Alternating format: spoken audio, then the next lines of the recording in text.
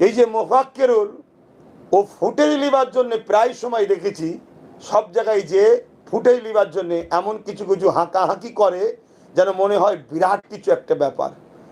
একটু বুঝে রাখা দরকার তোমার পিছনে কে আছে। কিন্তু এই মোফাক্কিরুলও মনে করেছে আমার পিছনে তো দিদি আছে, কেন দিদির লোক তো, দিদির স্টেজের পাওয়া যাচ্ছে, দিদির নেতা এমএলএ মন্ত্রীদের সঙ্গে একে পাওয়া যাচ্ছে, দিদির ভোট প্রচারে পাওয়া যায়, এই টিএমসির ভোট প্রচারে পাওয়া যায়, টিএমসির উত্তরীয় লাগিয়ে পাওয়া যায়। তাহলে ভাবছে মমতা বাঁচাবে।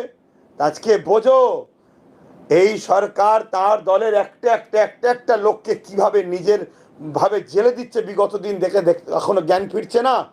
অতএব সাধারণ পিছিয়ে পড়া জনজাতি যারাই আছেন, মুসলিম, এসসি, এসটি, যাদের নাম বাদ গেছে তাদের উদ্দেশ্য করে বলবো, আন্দোলন সংবিধানের রাইট, সংবিধানের দায়রার মধ্যে থেকে করতে হবে। মানুষের রোডকে দীর্ঘদিন বন্ধ করে দিয়ে মানুষ যার যে দোষ করেনি তাকে কষ্ট যেমন দিয়ে একটা উচিত হবে না। অপরদিকে আপনাকে মাথায় রাখতে হবে এই আন্দোলনের ভিড়ে গিয়ে যারা এই আন্দোলনকে রুখতে চাইছে তাদের লোক ঢুকে গিয়ে কোনো রকম বিশৃঙ্খলা না করে দেয়, সেটাকেও মাথায় রেখে দায়িত্ব নিয়ে আন্দোলনের পথে আগাতে হবে।